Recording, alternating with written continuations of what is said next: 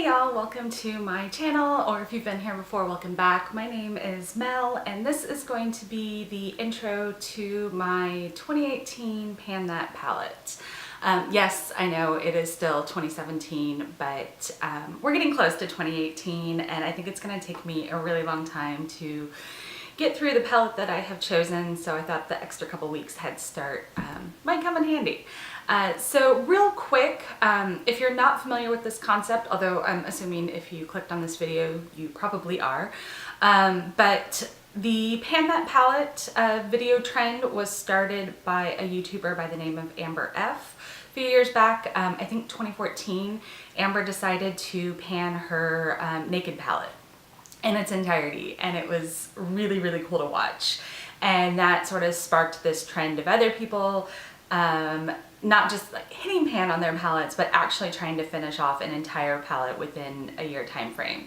So I love watching those videos. I don't know what it is, but there is something so satisfying to me about watching somebody not just hit pan, which is satisfying too, but to actually use up an entire palette. I find it really fun to watch. And so I decided that I was going to film myself panning a palette this year. And I kind of went back and forth as to whether or not I wanted to pan one palette, or there's, you know, sort of similar themed videos where you try to hit pan in as many different, you know, eyeshadows or palettes as possible. And for a while I was thinking about doing that. But I did decide that I do want to try to move an entire palette out of my collection. That I picked is my Lorac Pro 2, which I do love. The Lorac Pro formula is, you know, one of my favorite eyeshadow formulas. I really do enjoy this palette a lot. But I picked it for two reasons.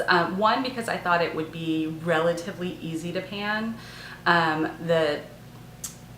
The pans themselves, you know, are fairly small, and the formula is, it's a softer formula, so it is a little bit easier to hit pan on than, you know, some of the brands that have like really firmly pressed eyeshadow pans. So that was kind of the first reason. The second reason is that while it's a palette that I really do enjoy, it's not one that I'll necessarily miss, I think, if it's not in my collection. You know, there were a couple other palettes that I looked at panning, and it was kind of like, I don't know, like there wasn't a point to me panning it, because if I finished it up, I was just going to run out and buy it again. And they weren't, you know, at the point where they were going to expire and, you know, kind of need to be moved out of my collection yet. And so that was, again, you know, why I picked the Lorac Pro 2, is that while I do like it and I do enjoy it, I don't think that it's something that I'm gonna feel the need to go out and repurchase. I will insert some close-ups of this so you can see, you know, a little bit more of what my palette looks like. But really the only shade that I have a pretty good dip going in is this mocha shade right here. I don't know how well it picks up on camera, but there is a pretty substantial dip going in this. I am probably not too far away from hitting pan on this shadow, which would be very exciting. That's obviously the shade that I have used, you know, by far the most. I took this palette with me earlier this year. I went to New Zealand on vacation, and this was pretty much the only eyeshadow palette that I had with me. I did technically have another palette, but I only brought it for the blushes. Anyway, so I used this the entire time I was in New Zealand, and, you know, mocha was kind of the shade I used almost every single day, and that's why there's such a big dip in that. Other shades that have some progress, or, you know, sort of notable progress already, are Buff, you know, which is just this buff, you know, light color, and then Nectar, this one here, which is what I usually use for my transition shade. So those two also have some progress going. The rest I've used. I think the only shade in here that I haven't used so far is this silver one down here. But the rest have all been used, just not to the extent that Mocha, Buff, and Nectar have been. So those will probably be the first 3 shades that I will hit pan in. Like I said, Mocha.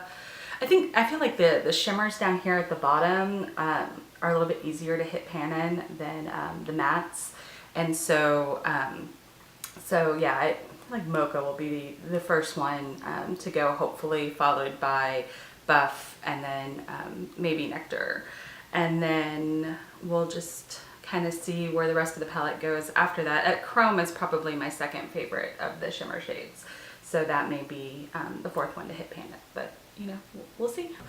That if you haven't done so already, that you will hit that subscribe button down below so that you can come back and joining me on my panning journey for 2018.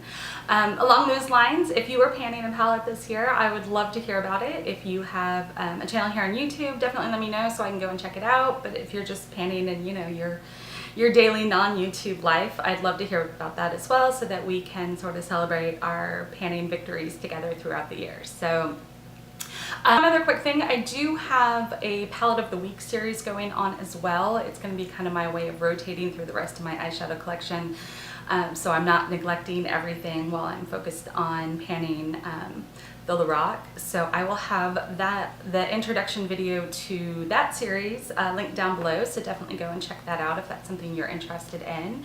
And yeah, so until next time, I hope that y'all have a great rest of your day, and I will talk to you later. Bye.